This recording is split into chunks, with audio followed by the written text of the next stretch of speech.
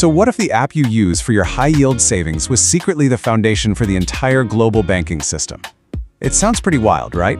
But that's the audacious vision coming from the founder of Aave, one of the most important protocols in all of crypto. In this explainer, we're going to unpack that vision and see just how a decentralized lending platform plans to completely reshape banking as we know it.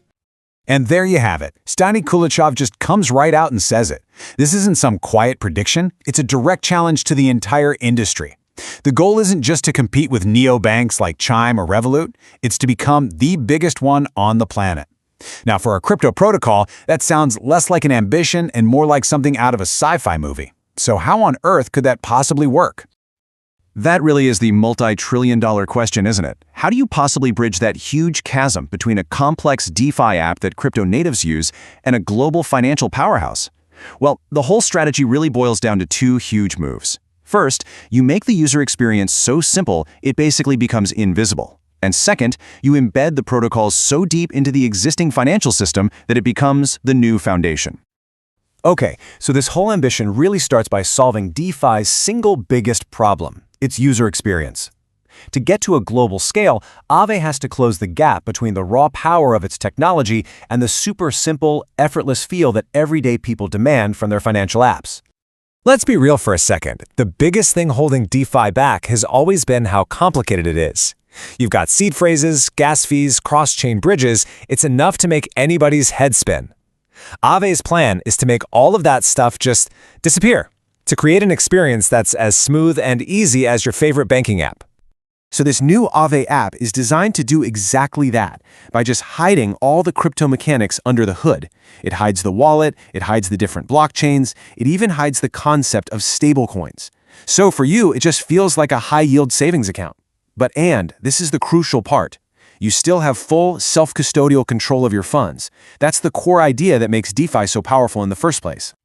All right, so a simple app is a fantastic start. That's how you get individual users on board. But to become the biggest neobank in the world, you have to aim way bigger. You have to go after the traditional financial system itself. And this leads us to a really key concept that Stani calls embedded DeFi. Think of it like this. Aave isn't trying to build a brand new car to compete with, say, Ford and Toyota. Instead, it's building a revolutionary new engine that Ford and Toyota are going to want to put inside their own cars to make them way better. This quote just perfectly illustrates that shift in thinking. See, Aave isn't just a place to park your money. It's a set of rails. It's a lending network that any financial institution can just plug into to slash their own operational costs and offer better products to their customers. And this strategy creates this incredibly powerful feedback loop, what you see here as the Aave flywheel. It all starts when more institutions connect to the network. And as you follow the flow, you see that this deepens the pools of liquidity. Deeper liquidity means borrowing gets cheaper and way more efficient. And that, in turn, attracts more businesses, like, say, a fintech company that wants to offer instant, low-cost loans. And that growth attracts even more institutions, creating this self-reinforcing cycle that just scales the entire network. But hang on, this whole grand vision really hinges on one single critical element: trust. I mean, why would a major bank or a huge financial institution ever trust a decentralized protocol to be the backbone of their operations? Well, for one thing, the numbers kind of speak for themselves. With roughly $50 billion in net deposits, Aave has already proven itself as a systemically important and trusted layer in the crypto economy. That's a scale that institutions just cannot afford to ignore anymore. And you know, that trust wasn't built overnight. It's the results of a 5-year track record of running without any major hiccups. It's built on automated risk management that literally never sleeps, a decentralized governance process that carefully vets every single new asset, and a system where everyone involved is financially incentivized to keep the protocol safe. And on top of all that, everything is completely transparent and verifiable right on the blockchain. So, building on that solid foundation of trust, Aave is now engineering its next major technological leap forward, one that's designed specifically to handle the demands of this institutional future.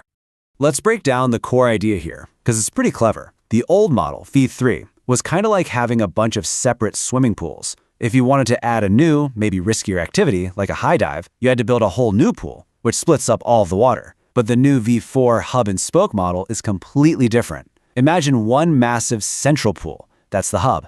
that can extend a secured, separate lane, a spoke, for that high dive. This way you get to isolate the risk of the high dive without having to drain and split up all the water. So the result is that V4 allows Aave to support a huge variety of different assets and risk profiles, all in their own isolated environments, but all while tapping into one single massive concentrated pool of capital.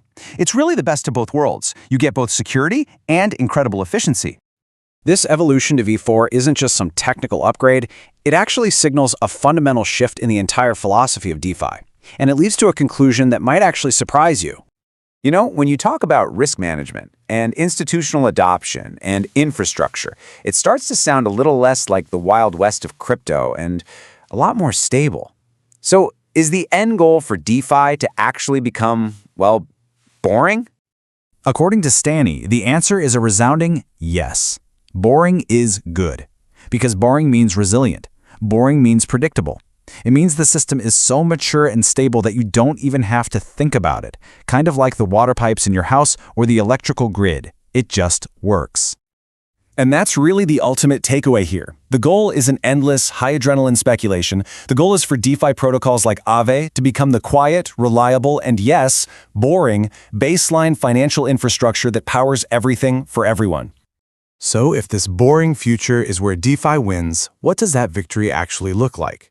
Well, it leads us to one final massive question about the world that Aave is trying to build. Just think about that for a second.